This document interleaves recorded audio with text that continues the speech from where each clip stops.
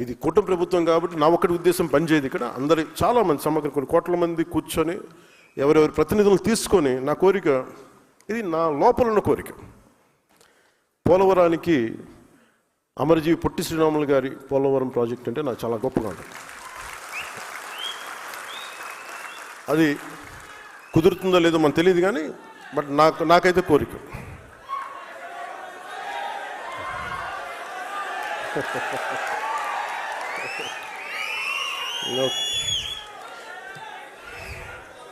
అలాగే ఇంకొక కీలకమైన అంశాలు ఏంటంటే, నేను కొన్ని మాట్లాడుతున్నప్పుడు మీకు కొన్ని ఇబ్బందులు ఉంటాయి. ఏంటంటే మీ వాడు ఎలా మాట్లాడేసారంటారు మేము. అలాగే ఇదిగా నేను అమర్జీవి గారి గురించి మాట్లాడలా. అంటే ఉదాహరణకి కులాల గురించి చాలా విస్తృతంగా మాట్లాడతాను, ఇబ్బంది లేకుండా మాట్లాడతాను. మా సోదరులు నాగబాబు గారిని అడగండి, మా ఇంట్లో ఎప్పుడు కూడా కుల ప్రస్తావన మాకు తెలియదు అసలు ఎప్పుడు. అలాంటి నేను కులాల గురించి మాట్లాడటం అంటే ఎంత నలిగిపోయేవాడిని బిగినింగ్లో. అసలు ఎందుకు వచ్చాను పాలిటిక్స్ అనుకునేవాడిని. ఇప్పుడు కదా 2007, 2008లో అంటే మనం మానవత్వం అనుకున్న పెరిగిన వాళ్ళకి, సోషలిజం మైండ్ సెట్ ఉన్నవాడికి కులం చాలా ఇబ్బందిగా ఉంటుంది. కాకపోతే that is a stock reality of our society. ఇది ఒక వాస్తవ దృక్పథం. ఇది అంటే మనకి అసమానతలు ఉన్నాయి.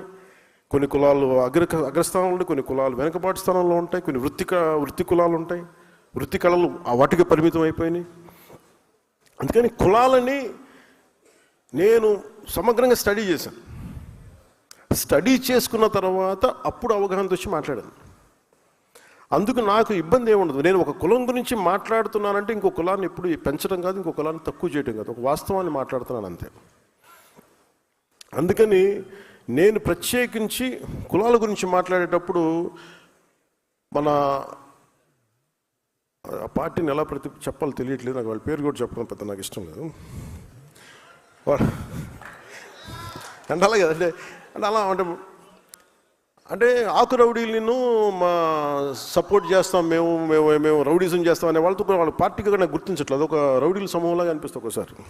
సారీ టు సే, నా ఉద్దేశం అలా అలా చేయకూడదు కదా అంటారు.